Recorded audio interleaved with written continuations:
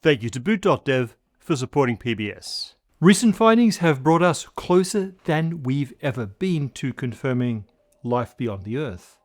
As we wait for this to be confirmed, or otherwise, let's think about what it will tell us about life everywhere, and also about our own imminent destruction.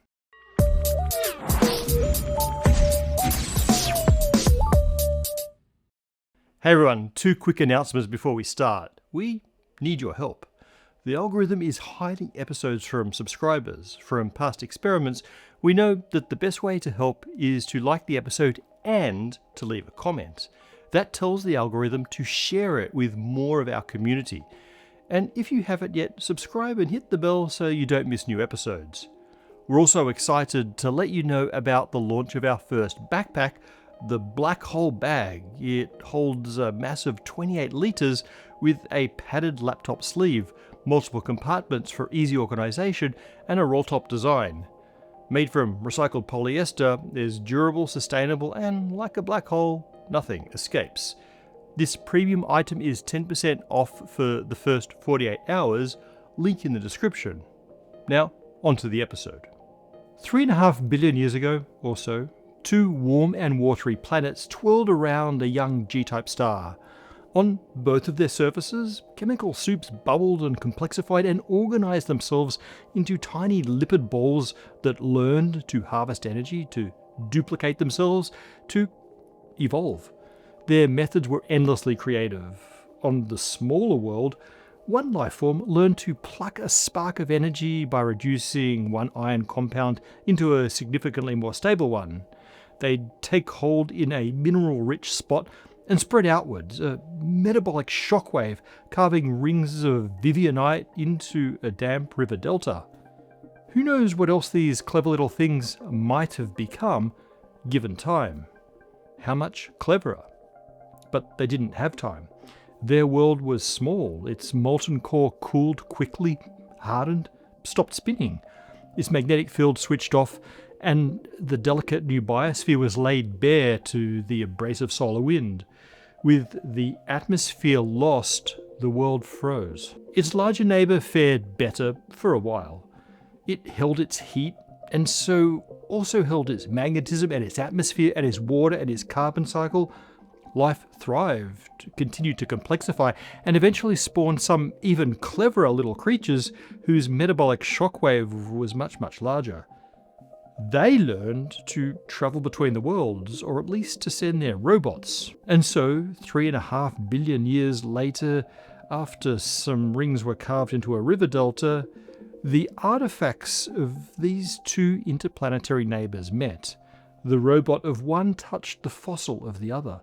In that moment, the remaining life form understood 2 things. That even now it was far from alone in this universe, and that its doom was closer than it imagined. In case you didn't guess, the small world is Mars and the large one is Earth. The robot is the Perseverance rover, and the spots were the subject of a recent NASA announcement as a possible biosignature. You may have heard the news, but this isn't a news piece. Here, we're asking a new question. What does the potential detection of ancient life on Mars, or anywhere really, mean for us? And why might it point to our doom? I'll say more about the finding in just a minute. But first, let me give you an alternative version of this story that's at least equally likely as the first. It's that life only formed, and only could have formed, on the larger world. Abiogenesis, the formation of life from non-life, requires such specific circumstances that it'll never happen twice in the one solar system, and may happen very rarely in an entire galaxy. Now, the robots still explored, but every pattern they found in the rocks, every odd atmospheric composition, turned out to be explainable by non-living processes.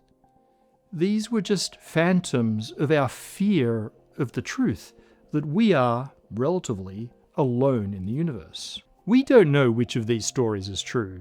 Did Perseverance just discover ancient life on our literal neighbour, meaning that life is extremely abundant in the universe? Or will we never discover life because it's insanely rare? It's a hell of a thing to not know which of these wildly different scenarios is true. That's why the recent discovery by NASA is so exciting. We're on the precipice of possibly knowing one way or the other. Let's look at the science before we peer deeper into the existential abyss of what this means either way. The Perseverance rover landed in the Jezero crater on February 18th, 2021. The ancient impact site was chosen to optimize the chance of finding evidence of past life. A critical factor is evidence of past water. It's pretty clear that Jezero was once a lake, with dry river beds both entering and exiting. So after meandering the crater basin, Perseverance found its way to the Neretva-Vallis region, part of the ancient river delta feeding the lake. Its sights were on the Bright Angel, an unusually light-coloured outcrop in the region. It was apparently surfaced with iron-rich sedimentary rock that had washed in from surrounding regions, billions of years ago. And that's where Perseverance stumbled on this spot. A collection of millimetre-scale spots and rings that have been dubbed poppy seeds and leopard spots. The patterns sparked immediate interest because they look for all the world just like deposits made by Earth microbes, metabolic rings that expand as a colony grows. So Perseverance began its work. It drilled samples for Raman spectroscopy and bombarded the ground to analyse reflectance and X-ray fluorescence. Then it sent the data home via orbiting relay, and the team on Earth painstakingly analysed it for many months. And then that team concluded that the rings and spots are some sort of iron phosphate, while the pale interiors of the rings were an iron sulfide, most likely vivianite surrounding greigite. The team also found a strong association of organic molecules with these patterns. And here organic doesn't mean life, but rather the carbon-based molecules that life tends to use. This all suggested a particular story: oxidation of organic molecules leading to reduction of iron in the sediment into iron phosphates first, and then into the sulfides. And this is wild, because it's exactly what certain Earth microbes do. They extract energy via redox reactions of minerals, grow and spread in the process, often leading to similar structures. Alternative explanations do exist. The same reactions can happen in high heat or acidic environments. However, this once warm, wet river delta shows no signs of either, nor of potential geothermal sulfur sources that would be the other explanation for the greigite. All of this sounds pretty exciting, but it also sounds familiar. We've seen these headlines before. Scientists find biomarkers for life, only to then later find abiotic, non-living processes that can cause the same thing. Or at best, for the potential biomarker to hang as a mere potential without new evidence to confirm or refute. So let's take a look at some of the previous maybe aliens to see if there's a difference to this one. A little over a year ago, NASA reported the tentative JWST detection of dimethyl sulfide in the atmosphere of a planet orbiting a red dwarf, 124 light-years away. This molecule is a major byproduct of microbial metabolism on Earth. There's no known abiotic mechanism to produce it, at least in the high quantities needed to explain this observation. However, further observations have not made that detection any more confident. It remains very tentative, despite further effort. In a similar vein, in 2020, a team of astronomers reported the detection of phosphine in the atmosphere of Venus. Again, phosphine is a common microbial byproduct, and so the team claimed this as a potential biosignature. Now, the Venusian surface is pretty uninhabitable, so the idea here is that maybe it's floating colonies at altitudes closer to Earth conditions. And then there are these shifting dark patterns in the Venusian atmosphere, which Carl Sagan proposed could be microorganisms back in 1963, and which then seemed to show unusual UV absorption in a 2019 study. So, life on Venus. The problem is, the phosphine detection has not been confirmed, And there are potential abiotic mechanisms both for the phosphine and for the dark streaks. There are plenty more would-be biosignatures, but let's go back to Mars, or at least to a chunk of it that ended up as a meteorite on Earth, and that's after presumably being ejected from its home planet by another impact. Scientists found this peculiarly cylindrical mineral formation in the meteorite that they claimed might be a fossil microbe. Chemical analysis is tricky here because of earthly contamination, so the speculation is all around the shape of the thing.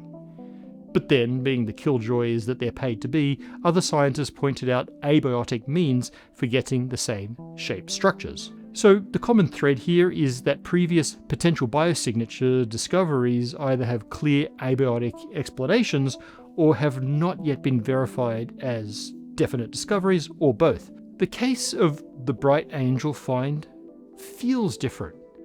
There really isn't yet an obvious abiotic alternative. Some new geochemistry could certainly be at work, or maybe some freak circumstances veiled the hot or acidic or sulfurous history of this region, confusing our story. But previous biosignature candidates have all been quite a bit more tentative or more abiotically explainable. At this point, it's not possible to assess the likelihood of this being real. The only thing that's possible right now is a kind of gut check. On the one hand, almost every potential discovery that promises to revolutionize our entire understanding of the universe turns out to be wrong. These sorts of false positives are expected. At this advanced stage in the development of science and our understanding of the universe, truly revolutionary discoveries are very, very rare, and false positives only have to be slightly less rare to show up more often than the real thing. It's a combination of this reasoning and a sort of cultivated skepticism that leads me to expect that some brilliant geochemist will find a boringly abiotic explanation. On the other hand, the NASA experts who spent a year analysing the evidence do seem unusually excited. And as maybe another data point, we're doing an episode on this when we don't usually cover every potential biosignature. This one seems special. Special enough that it's got me and others thinking about the implications. So let's talk about that. Currently, we know one place in the universe where life definitely appeared, Earth. And we know that life appeared quickly, which makes it tempting to think that life emerges easily given the right conditions. Even if right conditions means only Earth-like planets, there are many billions of such planets in our galaxy alone. This implies that life should be very common in the universe, or not. There are strong arguments for why the early emergence of Earth life tells us very little about the broader abundance of life. They come down to selection bias and anthropic reasoning. It's not surprising that we observe our home planet as having life because the alternative is impossible. But that only puts us on a planet with life, not one where life formed early, which again we wouldn't necessarily expect if life is improbable. The formation of life might be extremely sensitive to the conditions of the planet. In some places it's pretty improbable, in others it's much more probable. The latter case may be very rare, like, for example, the Earth. Depending on how this abiogenesis probability depends on conditions, it might be that life is very heavily weighted to the near perfectly tuned planets, and those get it early. This is the argument made, for example, by David Spiegel and Ed Turner. They show that the early emergence of life on Earth does not guarantee abundant extraterrestrial life. And that's the case if the prior probability of that abiogenesis is very sensitive to initial conditions. David Kipping adds to the analysis the fact that significant time is then needed for life to spawn a sentient species, and that this time span starts to bump against the maximum habitability of Earth-like planets. He finds that the early emergence of life on Earth is pretty consistent with life being rare. But all of this changes if we find one more incidence of life in the universe, and it changes massively if we find it on Mars. That's a huge hit to the hypothesis that the initial formation of life is improbable, and to the idea that this probability is super sensitive to the conditions. If life formed on Mars, then life is not overly picky about where it forms. And if it did so quickly on Mars, then that short time scale is not biased by the need of lots of time to then form us, as was the case with the Earth. The Spiegel and Turner paper also quantifies this in light of the discovery of early life on Mars. In short, the discovery of ancient life on Mars short-circuits the anthropic arguments for life being very rare. That said, intelligent and technological life may still be very rare, and our non-observation of advanced species arising before us on galactic scales is actually evidence of that rarity. This leads us to an awkward conclusion. If primitive life is extremely common, and if that life almost never reaches a stage capable of being seen across the stars, then something impedes that development after the abiogenesis stage. This idea is often framed as the Great Filter, one or more steps in the development of civilizations that are so ridiculously hard to come across that very few potential starting points ever actually make it all the way to star-hopping sci-fi mega-civilizations. And the question has always been, is humanity one of the lucky few that has passed its Great Filter, or is that filter still ahead of us? Was the hard transition just abiogenesis, or the development of complex cells, or big brains, or all of these together? Or is it the survival from digital age to space age that's so damn tricky, due perhaps to a species almost inevitably wiping themselves out? We don't know where the Great Filter is, but the more we rule out great filters in the past, the more likely it is that the Great Filter is in the future. Nick Bostrom and others have articulated this argument. Currently, the probability of abiogenesis on a given suitable planet could be as small as 1 in many, many billions, because anthropic selection allows such a rare phenomenon to be observed by the observers it produces. And that's true even if it's one life form per galaxy or per universe. Or the probability of abiogenesis could be closer to 100%, which means many billions of incidences of abiogenesis occur in this galaxy alone. But the filter has to be somewhere. We don't see aliens. If we eliminate early filters, then later filters have to pick up the slack. Abiogenesis could do a lot of work in pushing the filter into our past, but an observation of life on Mars reduces the filtering effort of abiogenesis by a factor of up to many billions. If we have found life on Mars, at the very least we should stop taking for granted that we'll survive into the future, because there's now even stronger evidence of our existential risk. I should add that there is another story that allows us to keep feeling special, and that's panspermia. It could be that life formed only once, and it formed early on either Earth or Mars, and then early microbes hitched rides on impact ejector to travel between the planets.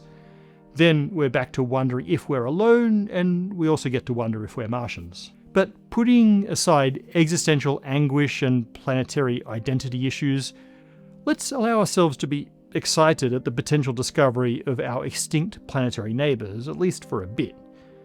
Did we find life on Mars? We can absolutely know for sure whether the bright angel patterns were biological when we can collect those samples. Perseverance packages samples and leaves them waiting for an upcoming mission designed to return them to Earth. That mission was cancelled in the last White House budget, so there's that. Now, there's been some verbal backtracking after the NASA announcement, but the retrieval of those samples is pretty unclear. It seems to me that in these times of division, our first discovery of life on another world could be just what we need to reignite some collective pride, and maybe get on with our real job of cooperatively exploring and maybe even contacting a life-filled spacetime. Thank you to Boot.dev for supporting PBS. Boot.dev knows that learning programming is challenging, but they believe that it doesn't have to be the kind of challenge that makes you smash your keyboard and give up. Boot.dev uses tactics from modern game design to help students learn coding and build real projects in Python, SQL, and Go. On Boot.dev, you'll be trained by a personal AI tutor named Boots, a wizard bear, who will guide you as you earn XP, unlock achievements, complete quests, and fight bosses that help you learn to code. All users can read and watch all content, but Boot.dev members unlock interactive features like hands-on coding, AI assistance, progress tracking, and game mechanics. You'll also get access to Boot.dev's community, which has tons of real humans to help if you ever get stuck. So, if you've ever wanted to learn to code, Boot.dev is here. Go to Boot.dev and use the code Spacetime to get 25% off your entire first year on the annual plan.